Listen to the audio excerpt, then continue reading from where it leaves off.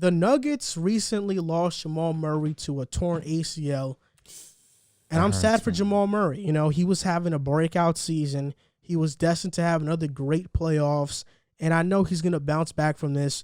But, man, I'm really sad I won't get to see Jamal Murray in the playoffs. But since he's been out, the Nuggets have been 4-0 at the time of this recording. Nikola Jokic, in Jamal Murray's absence this season, he's played 10 games without Jamal Murray this year. In those 10 games, he's averaged 29, 11, and 10, a triple-double, and they're 7-3 with Jamal Murray this season. Before they went on this 4-game winning streak, they were 3-3. So I think more guys have stepped up. The addition of Aaron Gordon has been huge. Facundo Campazzo has been a huge bonus to this team, and they beat the Miami Heat, the Grizzlies, the Rockets, the Blazers. I think 3 of those teams are good wins. And against the Blazers, Campazzo had 12 points. Jokic dropped 47 on Memphis. Porter dropped 21 on Memphis. And Barton dropped 28. I mean, I think the Nuggets are still a formidable team. Michael Porter Jr. has taken a huge leap this season. His efficiency has been off the charts. But that does beg the question, what is their ceiling? Can they still make the Western Conference Finals without Jamal Murray? You know, replacing his production with Monte Morris or Facundo Campazzo. We're not sure, but what do you guys think? Well, me and Andrew was just talking about this before the show. We both agreed. We think Denver was overrated before the Jamal Murray injury. And I think losing him, you know, like, it's good that they're able to keep afloat in the regular season. You know, that's good that they can keep winning games, you know, help them in the seeding. But I think come playoff time, right now it's looking like they'll play L.A., the Lakers. They're 4th seed. The Lakers are 5. Without Jamal Murray, I didn't see them beating the Lakers with Jamal Murray, but without Jamal Murray, I don't see it going 6 games. I think it'll probably be 5. I think their ceiling is probably a second-round team, maybe a first round. I don't know. Like, losing Jamal is big. You know, he's one of their best playoff performers. And he's a guy who really, I don't think he's a regular season guy. I think he's going to be that guy that's just a playoff guy. He thrives off emotion and playoff atmosphere. He's going to turn it up when the playoffs, but losing him is going to be big. Monte Morris, he's a good player, but I don't think he's a starting caliber point guard when it comes to the playoffs, playing guys like the Lakers or the Clippers who has some dogs defensively at the point guard spot. I think Campazzo, he's good. You know, he won with MVP with Luka, but I think, you know, he's small. He doesn't really offer much offensively. He plays defense, but I don't think he's going to be a guy that they can rely on. Michael Porter Jr., he's going to have to step it up big. Paul Millsap, Will Barton, those guys. I just think losing Jamal Murray is going to be really huge, and it's going to really put them in a hole. I don't think they make it out the first round this year, honestly. If they're playing L.A., I don't see them getting past the first round, especially if LeBron, AD, Drummond are going to be all on the court together. That's where you need Jamal Murray. I'm not saying Jamal Murray makes the difference in that series to me. I think the Lakers easily win that series, especially at full strength. The Lakers are a championship team.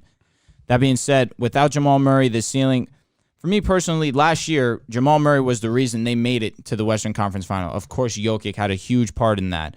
Michael Porter Jr. definitely had games where he was definitely showing up big time. But Jamal Murray was the glue to that team that made them go, that made them come back from 3-1. I just feel like this year, Jokic is having an all-world type season. Definitely one of the best seasons we've seen from a big man of recent history. I just don't know if it's enough to get them past that first round, especially if they're going to have to play LA as of right now. I feel like if there was I'm trying to look at the standings right now. What other team? They're not going to catch the Clippers. Then I'm not saying they're going to go to 3 either. I'm saying let's say the Lakers keep moving down without LeBron. I'm trying to think of the team. Well, AD's back today. I think that the Nuggets could beat the Mavs in a first-round series. I do believe that. But I think the absolute max they could get to is the second round. There's no way that there's no way that they get past the second round without Jamal Murray.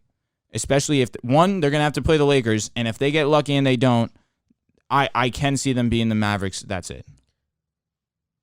To your original points, talking about how the Nuggets are overrated, even when Jamal Murray wasn't out yet. That's wrong. That's not wrong. It's an opinion. Were not overrated, and if the Lakers, I believe, if they were not at full strength, the Nuggets would have been favorites to make the finals. In my opinion, I would have had them making it out the West. Over the Jazz. Yes. Okay. I think they can beat the Jazz in the series. Okay. And the Clippers, too. They already shown it. Mm-hmm. But for me, losing Jamal Murray is just too big of a loss. For sure. I don't think they'll make the finals, of course. I don't think they'll make the Western Conference Finals. I think their ceiling is a second-round team. They can beat the Mavs. They can beat the Blazers in the first round. I even think they can beat Phoenix. I think they can beat Phoenix if they face them in the first round. Maybe if they drop and they face Utah, they could probably, beat them. But I think the only two teams they can't beat are the Clippers and the Lakers in the West. I'll even give the edge to Utah, too, because they've been playing amazing. I won't downplay Utah.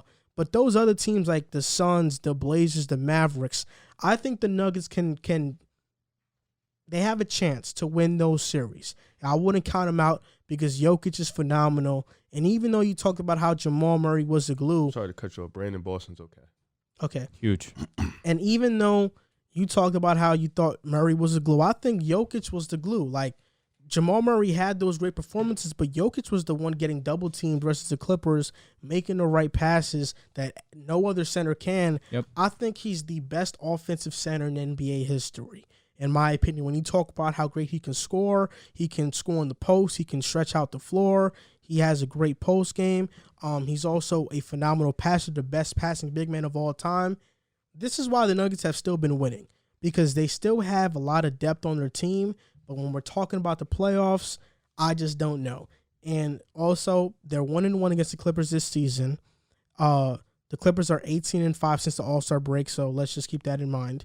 They're 1-1 against the Lakers, even though the Lakers have not been at full strength when they played them. They're 1-1 against the Jazz, and they're 2-1 against the Suns, which is why I would feel very confident that they can beat the Suns in the series.